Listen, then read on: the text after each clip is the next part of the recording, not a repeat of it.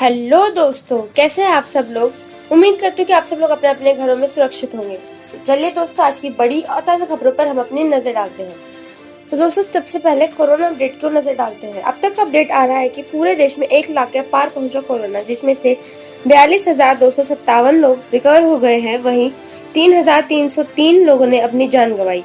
वहीं राजधानी दिल्ली की बात करें तो दिल्ली में 11,088 टोटल केसेस सामने आए हैं, जिसमें से 5,152 लोग रिकवर हो गए हैं। वहीं 176 लोगों ने अपनी जान गंवाई। इसी के साथ पूरी दुनिया में इस वायरस से 48 लाख से ज्यादा लोग पीड़ित हैं, जबकि 3 लाख से ज्यादा लोगों ने अपनी जान गंवाई है। चलिए दोस्तों, आगे बढ़ते हैं। अगली खबर आ रही है कि लॉकडाउन के बीच केंद्र सरकार की घोषणा, 25 मई से शुरू होगी डोमेस्टिक फ्लाइट सर्विस। जी हाँ दोस्तों, बता दें कि केंद्र सरकार ने रेलवे के बाद अब डोमेस्टिक फ्लाइट सर्विस शुरू करने के लिए फैसला लिया है।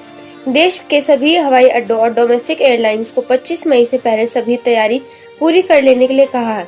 आपको बता दें कि रेलवे की तरह हवाई जहाज में भी सोशल डिस्टेंसिंग और केंद्रीय स्वास्थ्य मंत्रालय की गाइडलाइंस का पूरा ख्याल रखा जाएगा। चलिए दोस्तों, अब अगली खबर की ओर चलते हैं।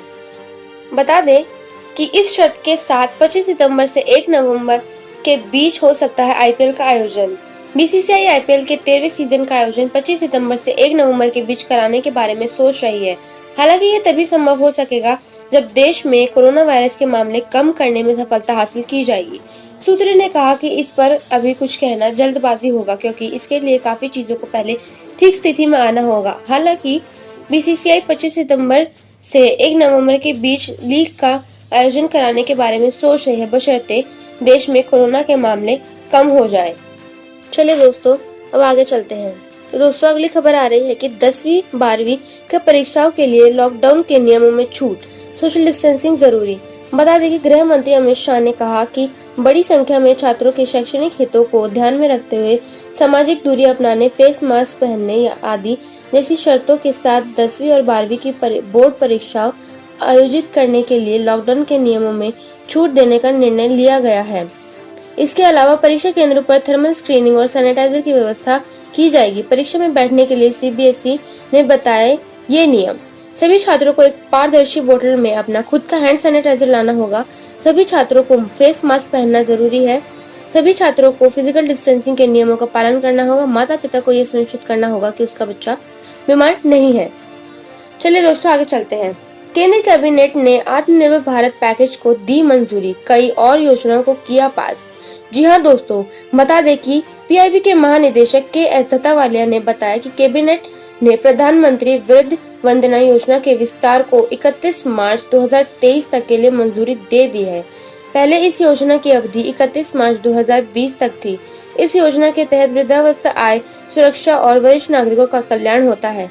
उन्होंने कहा, आपातकालीन ऋण गारंटी योजना के माध्यम से और इच्छुक मुद्रा उधारकर्ताओं के लिए 3 लाख करोड़ रुपए की अतिरिक्त धनराशि को मंजूरी दे दी है। कैबिनेट ने एक नई केंद्र प्रायोजित योजना सूक्ष्म खाद्य प्रसंस्करण उद्यमों के गठन को भी मंजूरी दे दी है। चलिए दोस्तों, अगले अपडेट की ओर नजर डालते हैं। दोस्तों, खबर आ रही है कि श्रीलंका में फंसे भारतीयों को वापस लाने की तैयारी। आईएनएस जलाशय बनेगा 700 लोगों का संकट मोचन। रक्षा सूत्रों ने बुधवार को बताया कि ऑपरेशन समुद्र सेतु मिशन के तीसरे चरण के तहत भारतीय नौसेना अगले महीने की शुरुआत में श्रीलंका में फंसे भारतीय नागरिकों को वापस लाएगी। सूत्रों ने बताया कि आईएनएस जलाशय 1 जून को कोलंबो से अपनी यात्रा शुरू करेगा और 2 जून को तमिलनाडु के तूतीकोरिन पहुंचेगा। दोस्तों, अगली खबर आ रही है कि श्रीनगर में बीएसएफ पार्टी पर आतंकी हमला, 2 जवान शहीद।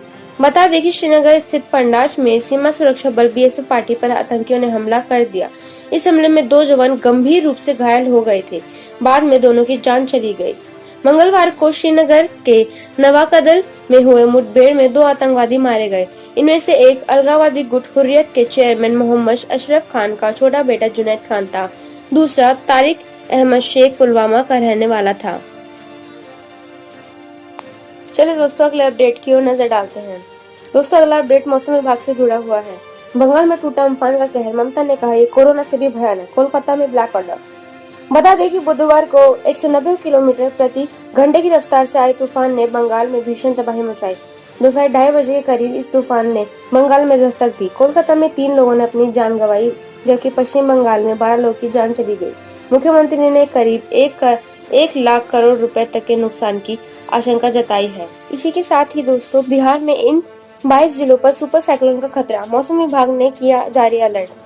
जी हाँ दोस्तों, बता दें कि इस तूफान का असर अब बिहार में भी नजर आ सकता है। बिहार के पूर्वी दिशा में सबसे ज्यादा बारिश और आंधी तूफान के आसार लगाए जा रहे हैं। बिहार वहीं मौसम विभाग ने बताया नॉर्थ ईस्ट बिहार जैसे सुपौल, मधुपुर, किशनगंज, सहरसा और पूर्णिया में भारी बारिश की होने की संभावना है। चलिए दोस्तों अगले अपडेट की ओर नजर डालते हैं। WHO में खिंचाई के बाद चीन ने दुनिया को कोरोना से बचाने के लिए 2 बड़े ऐलान किए। जी हाँ दोस्तों, बता दें कि कोरोना वायरस को लेकर चीन पूरी दुनिया के निशाने पर है। महामारी फैलाने के आरोप के बीच चीन की भूमिका को लेकर 73वीं वर्ल्ड हेल्थ असेंबली में एक ड्राफ्ट पारित किया गया, जिसके इस मुद्दे पर अब WHO की भूमिका की भी जांच होगी। WHO की वार्षिक सभा में हिस्सा ले रहे देशों ने इस संकट के प्रति संयुक्त जवाबी कार्रवाई की अपील करते हुए आम सहमति से एक प्रस्ताव पारित किया।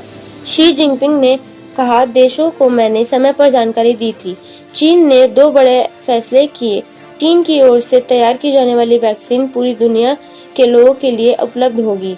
दूसरा, वायरस के खिलाफ लड़ाई में चीन $2 मिलियन की आर्थिक सहायता देगी। खासकर विकासशील देशों में कोरोना के खिलाफ लड़ाई के लिए पैसे दिए जाएंगे। चलिए दोस्तों अगली खबर की ओर नजर डालते हैं। लॉकडाउन में सरकारी कर्मियों के वेतन भत्तों में कटौती, क्या बनेगा केंद्र सरकार के गले में फांस।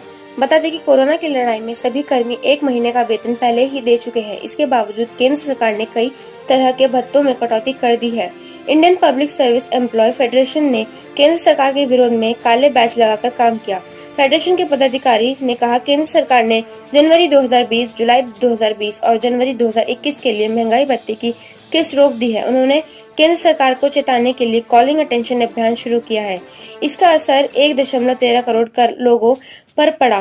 पहली तिमाही में वेतन तो मिलेगा, लेकिन LTA, पदोन्नति, एरियर एडवांस लीव, एनकैशमेंट एवं दूसरे भत्ते आदि पर रोक रहेगी। फिलहाल ये पाबंदियां पहले फाइनेंस क्वार्टर अप्रैल से जून में लागू होगी। चलिए दोस्तों अगली खबर की ओर नजर डालते हैं। सरकार ने आखिर लोगों के खाते में पैसे क्यों नहीं ट्रांसफर किए, वित्त मंत्री ने बताई वजह। उन्होंने कहा, मार्च में लॉकडाउन के ऐलान के बाद ही हमने राहत पैकेज की घोषणा की, जिसमें कुछ वर्ग को कैश ट्रांसफर और अनाज देने समेत कई तरह की बातें थी, लेकिन दूसरा राहत पैकेज व्यापक होना चाहिए था। DISCOMs को पैसे इसलिए दिया गया ताकि वो गरीबों और किसानों को मुफ्त बिजली प्रदान कर सके। उन्होंने कहा, हम ऐसे कदम उठाएं जिसका लाभ हर सेक्टर तक पहुंचा जा सके। चलिए दोस्तों अगले अपडेट की ओर नजर डालते हैं। चीन के साथ सीमा विवाद में अमेरिका ने किया भारत का समर्थन, कही ये बात।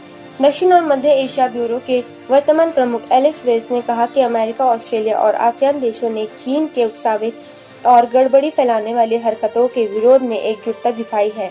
उन्होंने कहा, मुझे लगता है कि सीमा पर भड़कना एक चेतावनी है कि चीन आक्रामकता हमेशा सिर्फ बयानबाजी नहीं है।